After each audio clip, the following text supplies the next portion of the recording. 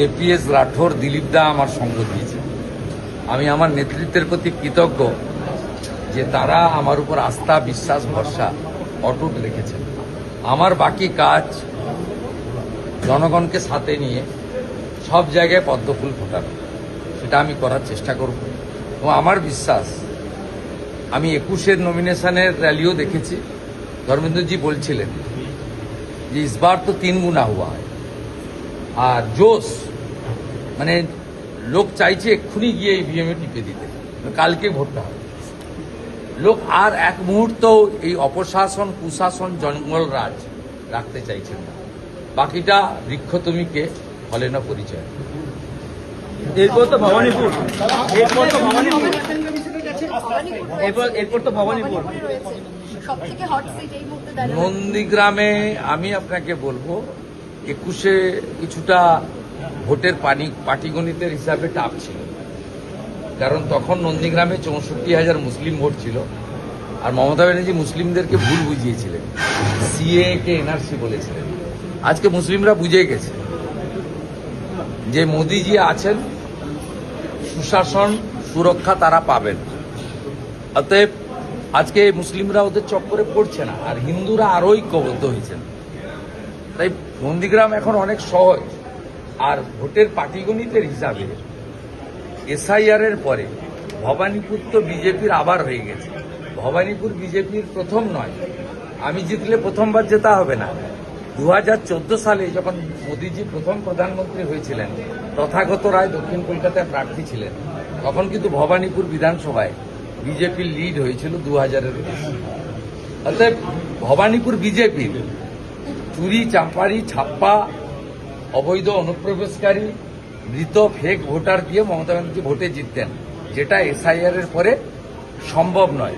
আর মোদিজি ওখানে আমাকে দাঁড় করিয়েছেন, নিতিন নবীনজি দাঁড় করিয়েছেন গুন্ডামি রোখার জন্য। 23 তারিখ পর্যন্ত নন্দীগ্রামে থাকবো, রাজ্যেও থাকবো। 24 তারিখ সকাল থেকে ভবানীপুরে থাকবো। 29 তারিখে মমতা ব্যানার্জিকে হারানোর কাজ শেষ করে তারপরে স্ট্রং রুম সিল করে ভবানীপুর ছাড়বো। 4 তারিখে দেখা হবে। আজকে নমিনেশনের প্রস্তাবকতা ছিলেন শহীদ পরিবারের সদস্য, এবং শহীদ পরিবারের অনেকেই এখানে উপস্থিত ছিলেন। দেখুন, আমার প্রস্তাবক হিসেবে আমাদের নিশিবাবু সহধর্মিনী দিদি এটা নিয়ে 5 বার হলেন, 9, 14, 16, 21, 26। শুধু তাই নয়, আমরা ভগবান বলে মানি যারা তফসিলি জাতি। আমার নমিনেশনের সেটে প্রত্যেকবার একজন তফসিলি জাতি থাকে।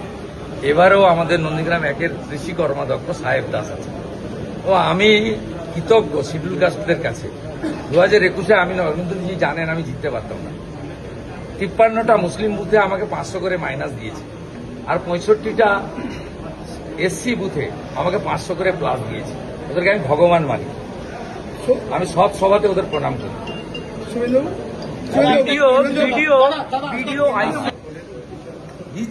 বিজেপির মানেই পশ্চিমবাংলার রিপোর্টাররা জানে না। BJP at the end of the day we all are BJP, we all are Indian. BJP জানেন না কত মানে শৃঙ্খলিত একটি পার্টি। যা নির্দেশ দিবে দিলীপ বাবু যেমন পালন করবেন, শুভেন্দু অধিকারী তাই পালন করবেন। এটা জানেন না। বিজেপি সম্পর্কে একটু আপনাদের জানতে হবে, পড়াশোনা করতে হবে। নিজের প্রচার শেষ করে হলদিয়া এলেন, আপনার সঙ্গে কথা বলতে দেখলাম খুব খোঁজ মেজাজে। দিলীপবাবু কি বললেন আপনার সঙ্গে? মিশন একটাই, মমতা হাটাও, বাংলা বাঁচাও। কোনো দুটো মিশন নেই। মোদিজির হাতে বাংলা তুলে দিতে হবে। ডক্টর শ্যামাপ্রসাদ মুখার্জি বাঙালি হিন্দু হোমল্যান্ড দিয়ে গেছিলেন, মমতা ব্যানার্জি জামাতিকরণ করছেন। বাংলাকে বাঁচাতে হবে। চাকরি, শিল্প, কৃষকের সম্মান, সর্বোপরি ধর্ষক মুক্ত বাংলা। আরজিকর আর না, আরজিকর আর না, সন্দেশখালি আর না, সন্দেশখালি আর না। চলো, ঠিক আছে।